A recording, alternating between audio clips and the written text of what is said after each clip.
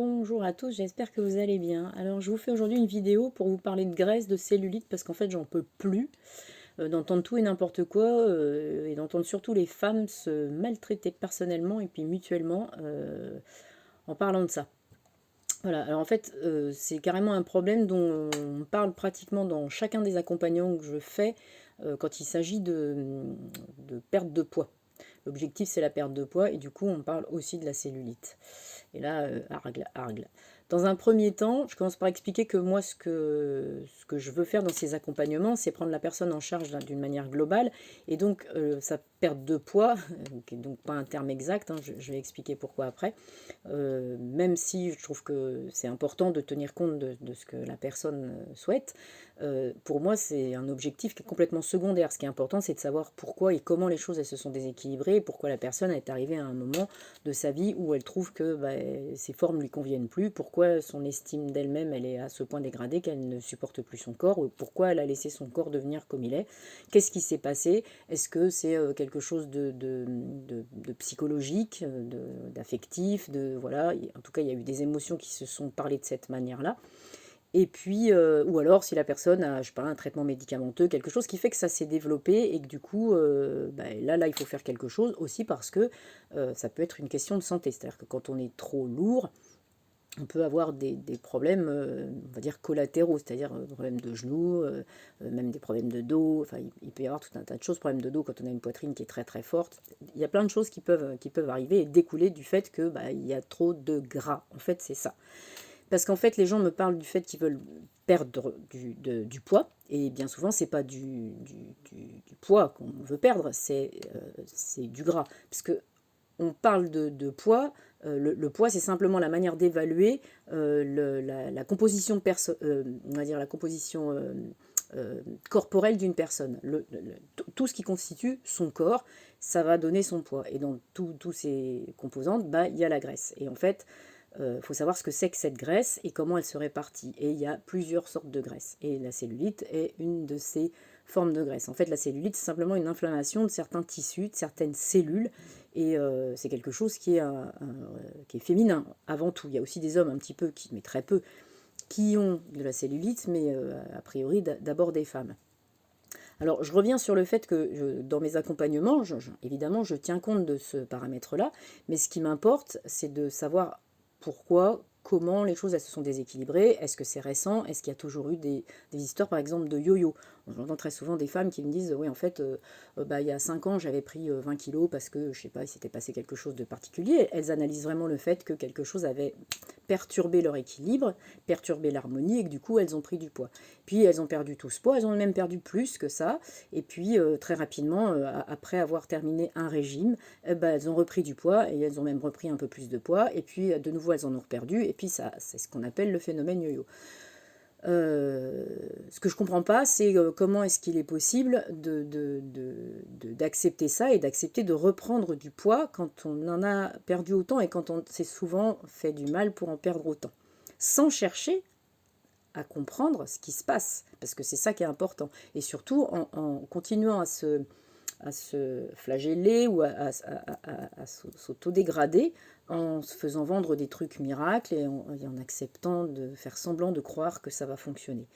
Il n'y a pas de miracle, et s'il y avait des miracles, il y a bien longtemps qu'il n'y aurait plus de problème de surcharge et que tout le monde serait super fit et super bien dans sa vie.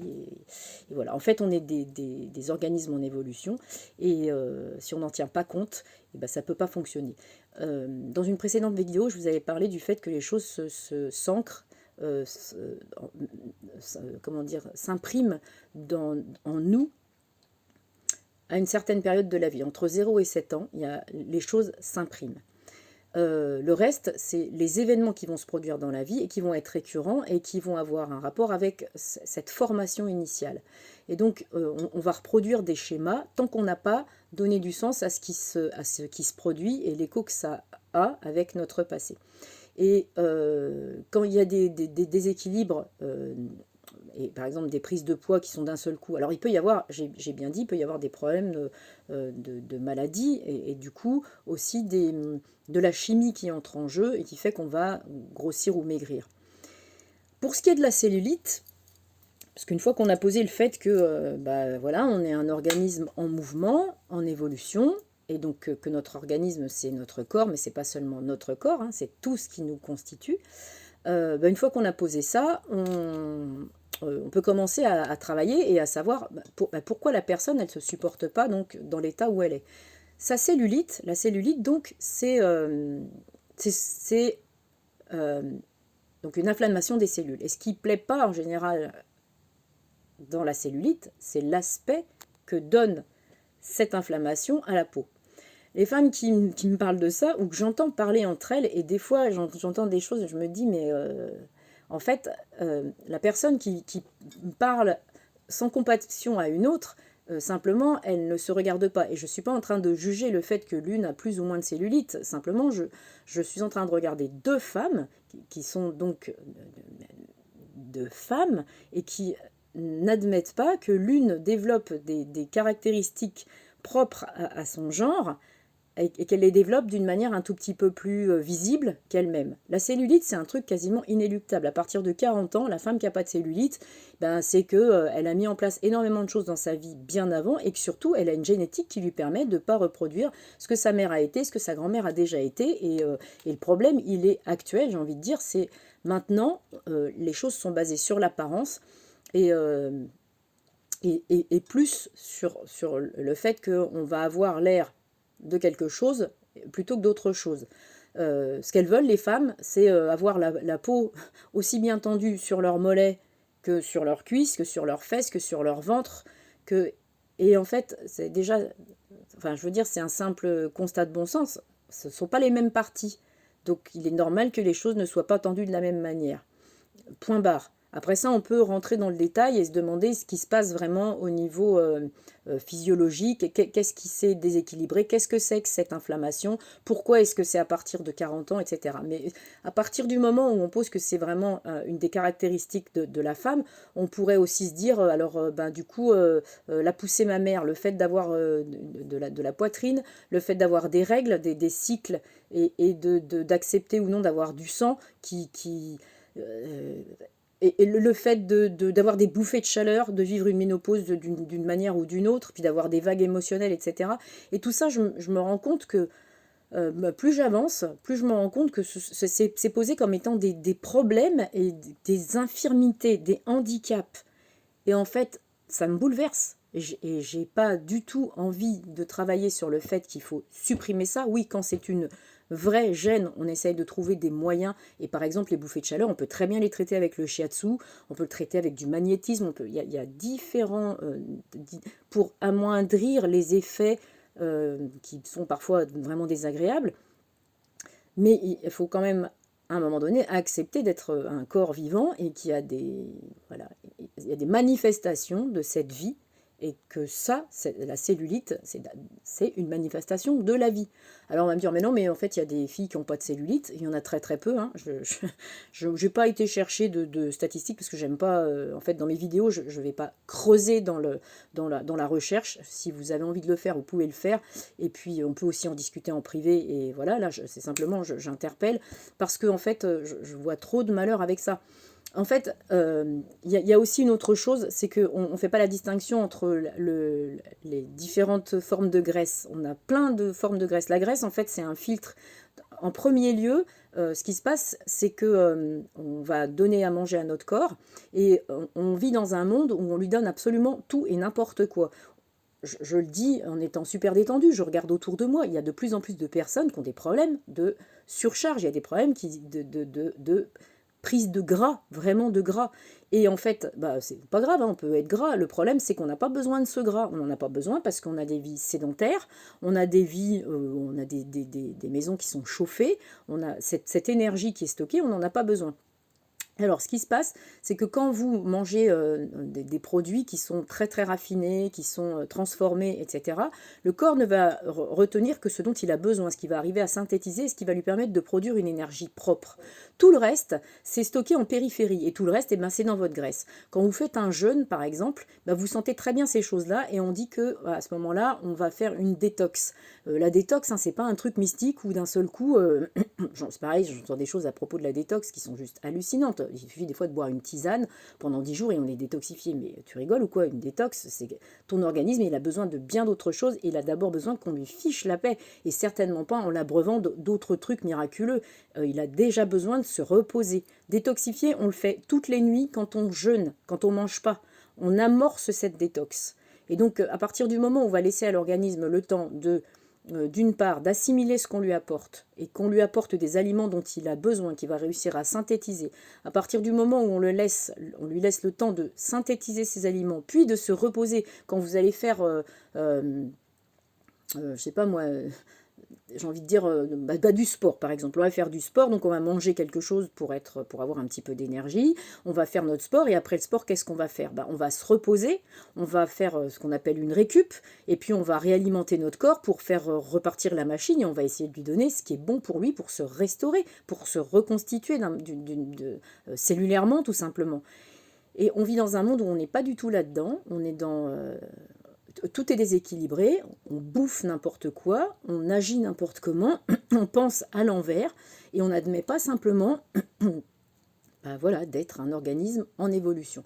Donc en fait, je voulais parler de la cellulite parce que j'ai encore eu 2 appels cette semaine où il était question de ça. Et en fait, ce qui me touche beaucoup, c'est que les femmes que j'ai eues au téléphone... bien au-delà de cette histoire de cellulite, elles avaient un très très gros problème d'estime d'elles-mêmes et elles s'auto-mutilaient carrément en n'acceptant pas déjà d'être des femmes. Et puis, alors, attention, hein, tout n'est pas... encore une fois, je mets beaucoup de... Je fais attention, on a tous des passés, on a tous des vécus qui font qu'on va réagir de différentes manières. Mais la première des choses, en fait, c'est de commencer par se dire que on a le droit d'être là, on a le droit d'être tous différents les uns des autres. On a, j'ai envie de dire, le devoir de commencer par être bien avec soi-même et de se dire que peut-être des choses de bon sens, si les crèmes miracles dont on nous dit de nous badigeonner, elles fonctionnaient, il y a bien longtemps que le soi-disant problème serait éradiqué. Parce que si ça marchait, si c'était la panacée, il y aurait plus de cellulite. Or, il y aura toujours, et il y a toujours eu de la cellulite. Il y en a plus ou moins, bien entendu, en ayant une vie un peu active, une activité physique, hein, je ne dis pas qu'il faut aller faire du crossfit, hein, en ayant, et si on a envie de faire du crossfit, pourquoi pas, en ayant une alimentation saine et en ayant des phases de repos, les choses, elles s'harmonisent. Et ça se fait, j'ai envie de dire, tout seul. Un organisme auquel on n'apporte aucune modification, il revient à la normale. Il faut commencer par prendre conscience de ça. Ouais, j'ai envie de dire, au lieu de vendre du rêve aux gens, faudrait leur demander non pas de s'occuper de leur apparence, de ce qu'ils voudraient montrer d'eux, mais de ce qu'ils sont vraiment au fond et qui se verra de toute manière. Voilà, alors une fois encore, j'ai été partie avec des idées extrêmement claires et précises. Et puis là, tout ce qui ressort de ce que je viens de dire et de m'entendre dire, c'est que en fait, on déplace complètement le problème, que la cellulite, c'en est un parmi tant d'autres, mais que là, la première des choses à faire, c'est vraiment de s'accepter dans ce qu'on est profondément. Alors, les idées seront beaucoup plus précises et, on va dire, notées la semaine prochaine. Je vous rappelle qu'on fait une rencontre sur Zoom pour les personnes qui sont intéressées. J'envoie le lien, je vais le reposter peut-être sous cette vidéo-là. Donc, il sera jeudi prochain à 20h30 sur Zoom pour faire un petit débrief en fait sur ce qu'on va donner à partir du premier mercredi de chaque mois en septembre. Donc on va faire des cercles de femmes avec Aceta, qui a l'âge d'une de mes filles, et où on parlera de ces sujets-là. On va mettre en place des rituels, parce que ritualiser les choses, c'est vraiment les ancrer, se les approprier.